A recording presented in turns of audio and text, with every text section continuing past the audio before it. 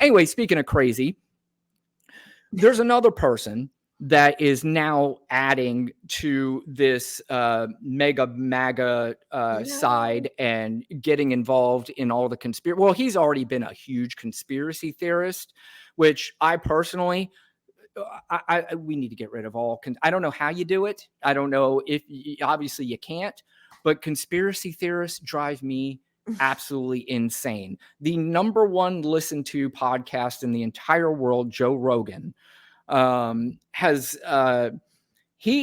gone crazy with his views on January 6th and on voting and all this stuff. And he had one point said that he would not have Donald Trump on his show because he does not support Donald Trump.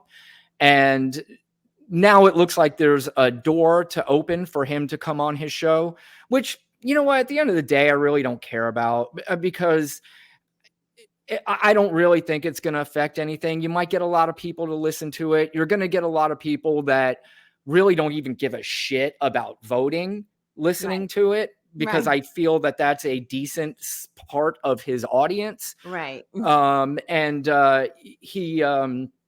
So he can have him on all he wants to. But here's a clip from him recently. He was on with the comedian. What's his name? He's Jim Gaffigan. He was on with Jim Gaffigan, and you might recognize him when you see him. But here they are talking about January 6th. Well, the January 6th thing is bad, but also the intelligence agencies were involved in provoking people to go into the Capitol building. That's a fact. So wait a minute. You're saying that guy, what's his name? Ray Epps. Yeah, you really think that he? I don't know, but I do know that every other. Pretty apparent. I think he's going to. This is the just asking questions, throwing bullshit out there and letting you decide on your own. He said it's a fact, but then he said, I don't know. It drives me nuts. So this is the new kind of media now. The new kind of media that draws all kinds of attention is, you know what I'm going to do? I'm going to make it look like I'm really smart on something just by asking questions. How about ask the question to yourself, then go research it, instead of just throwing it out there so you can have a bunch of dupes that are listening to it go, oh, dude, did you hear Joe Rogan? He said that the January 6th was and that's how they'll hear it. Even if he's not saying it, he's going to make it kind of clear that not necessarily saying it, but I'm saying it. That's the whole approach. It's a double talk. You're talking out of both sides of your mouth. Yeah. All right, that's how Trump talks. Yeah, that's exactly right. Although actually Trump is a little bit more direct, and it's almost in a way. See, here's the funny thing. In a way, it's refreshing that a politician would be direct and not shy away from questions, but his answers are outrageous. That's the problem. Does that make sense? I mean, if I'm running for president and somebody asks me, do you support an abortion ban? My answer would be absolutely not. 100% no. I'm not dancing around it. Or even if I was running on the Republican side, I'd say, yeah, I absolutely do. I just answer the question. I hate that, but let's so Fox.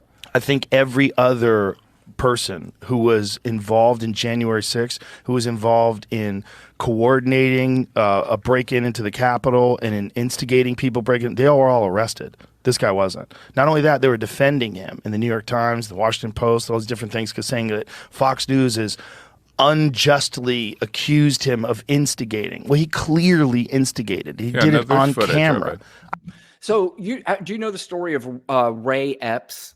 Yeah, didn't they just make his name up out of the blue and this poor guy had to move? What was it? Yeah, so that's his name. I mean, that's really his name. And he was at January 6th. And somehow, some way, and this became a big thing on Tucker Carlson at first, is that this guy really works for the CIA or the FBI or whatever it is, one of the intelligence agencies, and he was planted there in order to start this riot. Now, a couple things. One, there's zero proof of that. Right. And again, you would think that Fox News would have learned their lesson. Mr. Epps is suing Right. Fox News. Of course he is. And I'm also of the understanding that he is also looking into suing Joe Rogan for his comments here. I don't know if Joe Rogan necessarily said anything that would warrant a lawsuit, but that we'll leave that up to Mr. Epps. But he was planted there, and he's one of the main reasons why there was a riot. Now, this is coming from the party of personal responsibility. Number one, I don't. So you're telling me this guy was in the audience and he got thousands of people to go into the Capitol when they had no plans of doing that whatsoever, even though there's previous text messages of all kinds of plans of attacking the Capitol if things don't go their way.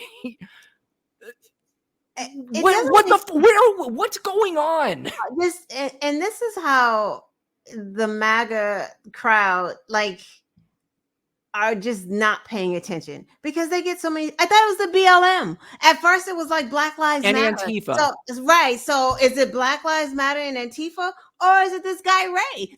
Which one is it? Is Joe Biden a mastermind and of a criminal enterprise, or does he have dementia and he can't run the country? Which one? Pick a lie. They can't even stay with a lie, and that is the frustrating part of all of it. You hear Trump.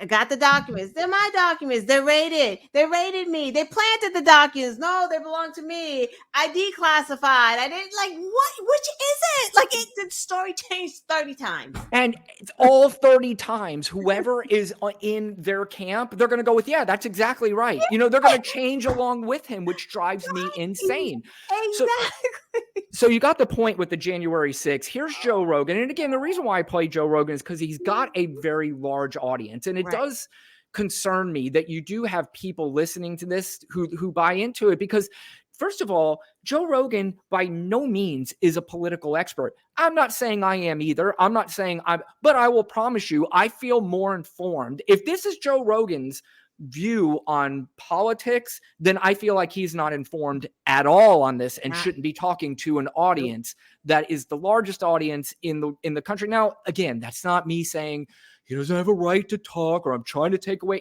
Say whatever the fuck you want. But I think there's a responsibility here that I feel, like he's really not living up to that. I feel like he's on 4chan and the rest of those clown things. So that's where he's getting this. Here's him talking. It's not crazier. It's as crazy. See if you can pick out the crazy in this one. Election fraud, do you think is real? Here we go, Joe. You want to go to election fraud? Yeah, because I don't think it's. By the way, I don't know who this guy is. Apparently, is that Ram Rarucci? No, it's Sam. He's got 3 initials he goes by. He looks like he's been an extra on The Sopranos. I have no idea who the gentleman is. I have no clue. But apparently, he's somebody. Here we go, Joe. Oh, here we go. You're bringing up something that everybody's afraid to bring up. Shut up. All right, listen. 0. No, it's not way. 0. I think we could all agree it's not 0. Yeah, no shit. There's not been an election where there hasn't been election fraud. But you know what the percentage of election fraud is in percentage-wise in all elections? It's less than 0.005%. Yes, election fraud in Florida. It's in the old folks' retirement place. Correct. Those 3 Republicans that in the villages. In the villages are voting for their dead mamas and twice and stuff like that. But carry on. There was just as much voter fraud, by the way, on the Trump side as if there was even on the Biden side. So right. And that was very little. Nothing that would even move the needle. You don't even hear Democrats going, yes, we just kind of keep moving. That's exactly right. And it's because all right, listen. Way it's not 0. And we know that these voting machines can be fucked with. Yeah. And we know that there's some irregularities, all that. How do we know that? What the fuck are you? Joe doesn't vote. People who don't vote say that shit. Do you know that he doesn't vote? If he's saying that you can fuck with a voting machine, how can you fuck with it? That's why it's not. I want to look into that. Tommy Kumpel, if you're still watching, look into that for me if you don't mind.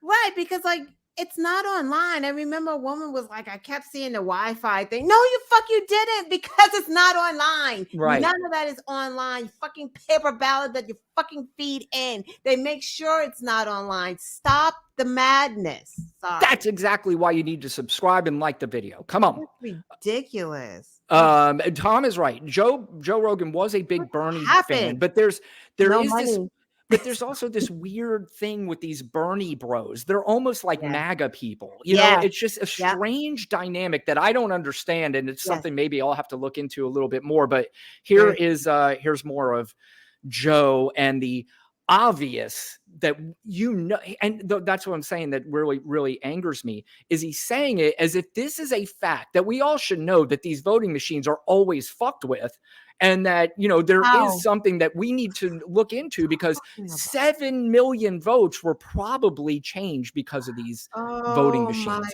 But we haven't even got to the crazy yet. Here you go. Oh, why? That Kerry Lake stuff in Arizona that they're trying to dismiss, it doesn't look like that's invalid. It looks like there's real fraud there. It looks like there's some real shenanigans there. At the very least, there was voting machines that weren't working properly, and it seems very suspicious that a lot of them were in Republican areas. There's a lot of shenanigans. And I think there's coordinated efforts to make sure that certain people get elected. That's just crazy talk. And that is the most popular podcaster in the world. And he is saying things that are A, irresponsible, B, not true, and 3, fucking crazy. It's just crazy. Right. Carrie Lake sued 1,000 fucking billion times and got thrown out of court. There was no fraud. She fucking lost because she was crazy. Correct. And she is. You're exactly right. She was thrown out of court numerous times. They don't want the crazy, like the elections in every district. The crazy person, the person that was full on radical, those people were losing. Like, America does not want that anymore. I think you're right. I think they are exhausted. Tom says that he definitely a huge conspiracy theory fan. He definitely has a diverse show. And listen, I know people that listen to Joe. My brother's a fan. And I know other people that listen to Joe Rogan. And I think before he got into and again, he grew a huge show even before all this Donald Trump stuff, and even before, where he really started making news and making waves was during the pandemic, because he's very anti-vax, and he has all kinds of theories about the vax. And for some reason, Joe Rogan has become a scientist that we're taking advice from when it comes to the vaccine. And he made a lot of against the vaccine, but had people eat like fucking cow tongue and shit like that. Okay.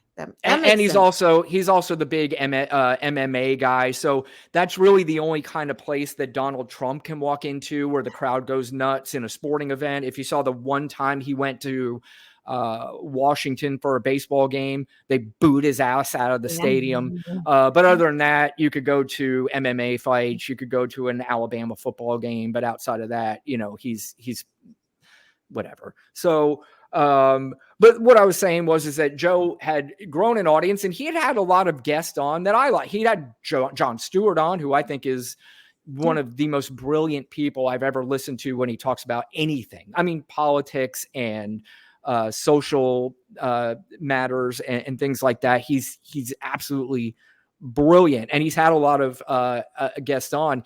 He used to be on Howard Stern's show a lot, and I grew up listening to Howard Stern, so I can understand and kind of correlate with Howard this sort of mentality, because when I was growing up, Howard was a different person then than he is now. He's a completely different person.